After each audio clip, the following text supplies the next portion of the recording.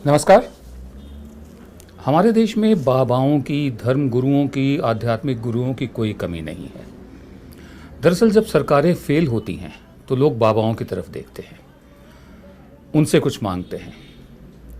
और जो हमारे यहाँ के बाबा हैं उनमें से बहुत तो इस वक्त जेल में हैं, जैसे राम रहीम डेरा सच्चा सौदा, जैसे रामपाल, जैसे आसाराम बापू। आसाराम ने तो कमाल ही कर दिया। हर कोई नेता, खासकर मौजूदा पार्टी जो सरकार में है, आसाराम के साथ दिखा। पहले एक झलक वो दिखिए, फिर आगे बात बढ़ाते हैं।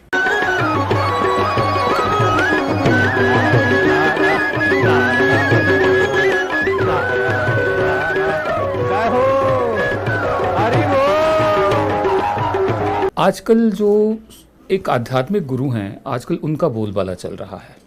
उनका नाम है सद्गुरु जग्गी वासुदेव। ईशा फाउंडेशन इनकी कंपनी तो नहीं कहूँगा, इनकी संस्था का नाम है, लेकिन जो काम है वो कंपनियों जैसे ही होते हैं।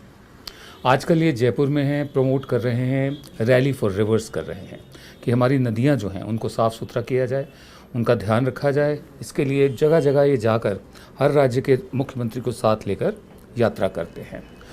इसकी शुरुआत हुई थी 3 सितंबर को इस रैली की, और हर्षवर्धन जो हमारे union minister of environment, forest and climate change हैं, उन्होंने इसका उद्घाटन किया था। एक तरफ पर्यावरण को बचाने की बात हो रही है, नदी को बचाने की बात हो रही है, दूसरी तरफ इन पर अपना ही जो आश्रम है कोयम्बतूर के नज़दीक, उसको लेकर केस चल रहे हैं कि उन्होंने बिल्डिंग्स जो बनती वहाँ पर बनाई हैं, गैर कानूनी बिल्डिंग्स हैं। ज़मीन पर जो इनके पास है 44 एकड़ की, वो दरअसल आदिवासियों की ज़मीन है। और जो ये बना रहे हैं, अभी हाल ही में प्रधान सेवक भी वहाँ गए थे, आदि शिवा की बहुत बड़ी मूर्ति, उसका उद्घाटन करने के लिए। तो केस ये चल रहा है कि जो पर्यावरण है वो बिगड़ा है इससे। ये गैर कानूनी काम इन्होंने किया है क्योंकि वो एलिफेंट कॉरिडोर है उस जंगल में। उस जंगल की अपनी कहानी है। एक महिला है मुथम्मा, वो लड़ रही हैं सद्गुरु जग्गी वासुदेव से। कहाँ सद्गुरु जग्गी वासुदेव, जिनके आयोजन में प्रधान सेवक खुद जाते हो, कहाँ एक गरीब आदिवासी औरत जो दिन में 50 रुपये कमाती हो। बहरहाल वो केस लड़ रही है कि ये जो ज़मीन है, ये भूदान जब चल रहा था विनोबा भावे का, तो तब के एक ज़मींदार ने 44 एकड़ ज़मीन 13 परिवारों को दे दी थी। 13 आदिवासी परिवारों को पट्टा उनके नाम कर दिया था। पट्टा तो उनको दे दिया गया, लेकिन ज़मीन का पोजीशन जो होता है, मिल्कियत जो होती है, वो मिल्कियत इनकी है, लेकिन जो पोजीशन होता है, कब्ज़ा होता है, वो इनके पास नहीं आया। ये गरीब लोग वहाँ काम करते थे, जंगलों में जाते थे, शिकाकाई, आंवला, दूसरी जड़ी बूटियाँ खोज के लाना, जो इनकी सदियों पुरानी जानकारी थी, आदिवासी कबीलों की जानकारी थी, उन चीज़ों के बारे में वो लाना, इससे इनकी रोज़ी रोटी चलती थी।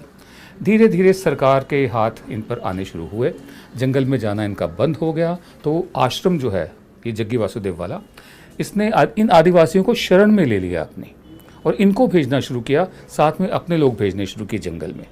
एक दफ़े जब आश्रम के लोगों ने ये विद्या जान ली, ये जानकारी हासिल कर ली, जो सदियों पुरानी आदिवासी जानकारी है कि कौन कौन सी जड़ी बूटी क्या क्या कर सकती है, इनको बाहर कर दिया गया। ये केस चल रहा है और हाई कोर्ट के एक जज हैं, उन्होंने भी इस केस में दखल दिया है। प्रधान सेवक से अपील की गई कि आप इसके उद्घाटन में मत जाइए क्योंकि यहाँ केस चल रहा है, लेकिन प्रधान सेवक गए। बहरहाल जग्गी वासुदेव के जो अनुयायी हैं, जो उनके भक्त हैं, उनका कहना है कि जग्गी वासुदेव एक ऐसे आध्यात्मिक गुरु हैं जिनके दामन पर कोई दाग नहीं है। ये जो हमने आपको कहानी सुनाई है, ये इसलिए सुनाई है कि ये जो 44 एकड़ ज़मीन है जिस पर आदि शिवा की मूर्ति बनाई है, जिसका उद्घाटन प्रधान सेवक ने किया है, इसके लेकर विवाद जारी है, केस चल रहा है। और दूसरी तरफ ये नदियों की भिलाई की बात हो रही है। तो बहुत से लोगों का मानना है कि जहाँ जहाँ नदियों का जिक्र हो रहा है, जहाँ जहाँ ये जा रहे हैं, वहाँ पर ज़मीन का भी कुछ ना कुछ होगा ज़रूर। ऐसे ही एक और हमारे यहाँ बाबा हैं, श्री श्री रविशंकर।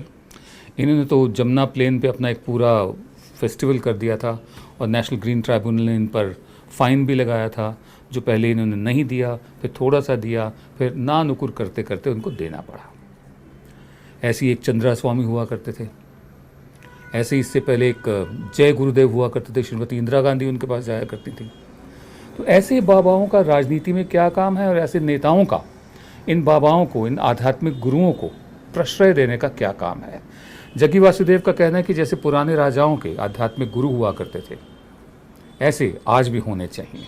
इनको शायद ये नहीं मालूम कि अब राजे रजवाड़ों का दौर बीत चुका है, ये बात सच है कि पार्लियामेंट्री डेमोक्रेसी में मौजूदा जो सरकार है वो अमेरिकन प्रेसिडेंसी की तरह काम कर रही है, लेकिन राजा वो भी नहीं है।